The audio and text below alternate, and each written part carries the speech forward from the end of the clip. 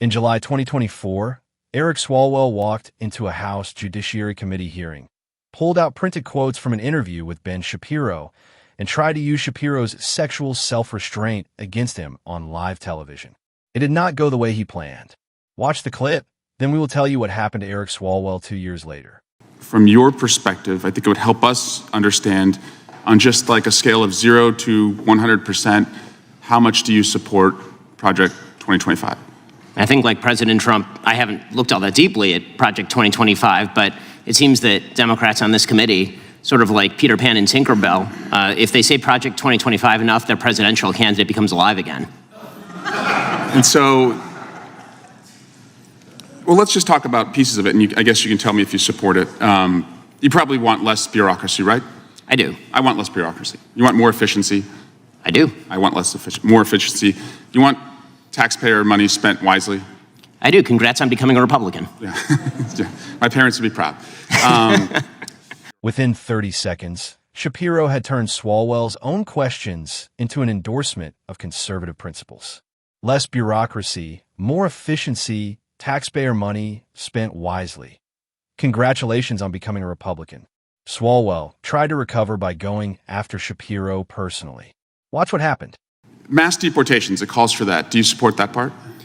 I support the deportation of any illegal immigrant who is in the United States who is not of benefit to the generalized American public. So if they're picking agriculture that puts food on the tables of everyday Americans, they've never committed a crime inside the United States, they didn't come across with documents, should they be deported? If they have not paid taxes and if their draw on the taxpayer benefits are larger than the contribution they are making to the economy, or if they're involved in criminal activity, they should be deported. How do we measure that? The same way that the IRS measures my income every year. It seems like if the IRS can track down every aspect of every receipt that I've ever submitted, and they can do so for hundreds of millions of other Americans, they can do that for illegal immigrants as well, except for the fact that no one knows how many are in the country thanks to this administration. So you would be cool with creating a system where they could pay those taxes if they wanted to and then stay and work and put food on our table? It depends on how long it would take for them to pay the taxes, and they would also have to go presumably to the back of the line, although I'm not sure why I'm testifying about immigration policy at this point. How about banning the abortion pill? That's part of Project 2025. Do you support that part? I think that that's a state-by-state issue on a personal level. I'm just asking you. Sure, I'm a fully pro-life person, which means that I'm not in favor of the distribution of the abortion pill. Banning same-sex marriage, what about that part? I am in favor of traditional marriage between a man and a woman, and I am perfectly fine with anyone having any sort of voluntary sexual arrangement they seek. That's a different thing from whether the government should attach benefits to that personal relationship. But you think it's a sin to have same-sex marriage? I mean, I'm confused. Are you asking me as a religious Jew what I think about biblically? I'm just asking, is it a sin to be gay? Is it a sin to be gay? I mean, how long do we have here? 2 minutes? I mean, if the basic idea is that sexual orientation is up for government regulation, I'm not in favor of the government regulating the private consenting sexual activity of adults. That is a different thing, once again, from whether the government ought to engage in actual benefits for particular sexual arrangements that adults make. But again, just you to me, is it a sin or not?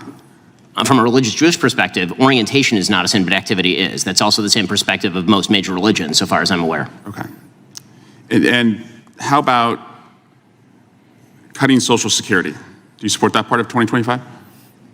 I'm not sure what Project 2025's position on Social Security is. I'm in favor of the restructuring of Social Security along the lines of privatization and lowering and increasing the retirement age, because you, as well as every other congressperson, knows Social Security is going to go bankrupt, and yet everyone seems to have an interest in lying about it for the next decade and a half until we have to take austerity measures or radically increase inflation or taxes. And bans against books about slavery. Do you support that part about? Why would I possibly be in favor of bans about books about slavery? That would be absolutely ridiculous. What I am in favor of is the idea that school libraries should be able to make decisions along the lines of what exactly is appropriate for, say, a 7th grader and whether they ought to be treated to cartoons and genderqueer. That's not quite the same thing.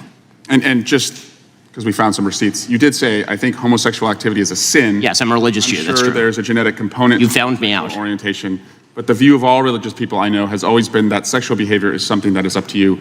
And you said, I may have a desire to sleep with many women, but I do not. I agree with me. Yes, that's true. Congratulations on your, I'm sure it's very hard to restrain yourself. Mr. Chairman, I just want to shift to Alvin Bragg.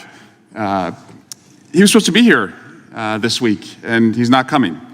And Hunter Biden was supposed to testify. Now he's not testifying. We were supposed to have votes on articles of impeachment, and we didn't. And again, we're just wondering, you guys write great press releases, but the payoff seems to never come. And so I guess we will keep waiting, and we'll do hearings like this. And finally, Chairman, you cannot yell fire in a crowded theater, and that's a restriction on speech, as you have recognized before.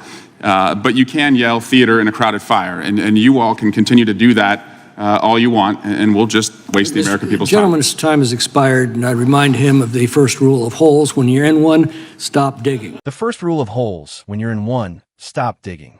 Congressman Eric Swalwell spent the hearing mocking Ben Shapiro for having the self-discipline to restrain himself from sleeping with multiple women. He thought that was an attack. He thought that was a weapon. He pulled out printed quotes about a man's sexual choices as if choosing fidelity was something to be embarrassed about. And Shapiro simply said, "I agree with me." The room laughed. Swalwell stood there flat-footed. Now, fast forward to April 2026. A former staffer accused Eric Swalwell of sexually assaulting her on 2 separate occasions.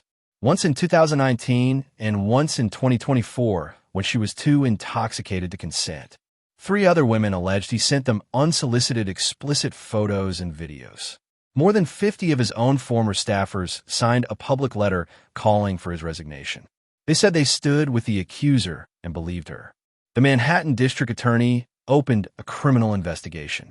The Alama County 7 Minutes, 3 Seconds DA said it was evaluating the Bay Area allegations. His own party turned on him. Roanna called it sick and disgusting. Nancy Pelosi said resigning was a smart decision. Eric Swalwell suspended his California governor's campaign on Sunday and resigned from Congress on Monday. In 1 week, his entire political career collapsed. The man who brought printed receipts of someone else's commitment to sexual restraint to try and embarrass him on national television resigned from Congress under criminal investigation for sexual assault. Let that land. This is not about politics. This is about character. Swalwell spent years positioning himself as the guardian of women, the loudest voice in the room every time a Republican faced an allegation. During the Kavanaugh hearings, he was on television every night demanding that accusers be believed. He posted that a credible woman came forward and deserved to be heard. He said sexual assault victims deserve respect. He deleted a tweet that had minimized the allegations and issued a public apology, the defender of women, the man who understood the stakes. And then he sat in a congressional hearing and used a man's public commitment to 8 minutes, 18 seconds fidelity as a punchline, as if choosing restraint was the embarrassing part. As if a man saying he could sleep with many women but chooses not to was something to mock. 50 of his own staff members believed his accuser. His campaign staff quit. His closest allies told him to get out.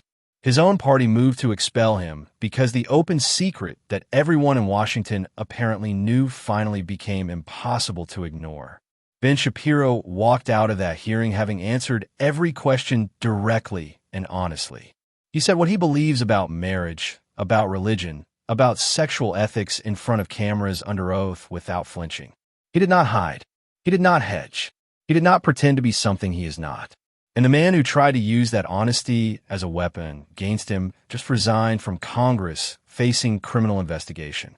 First rule of holes. More updates, subscribe this channel. Thanks.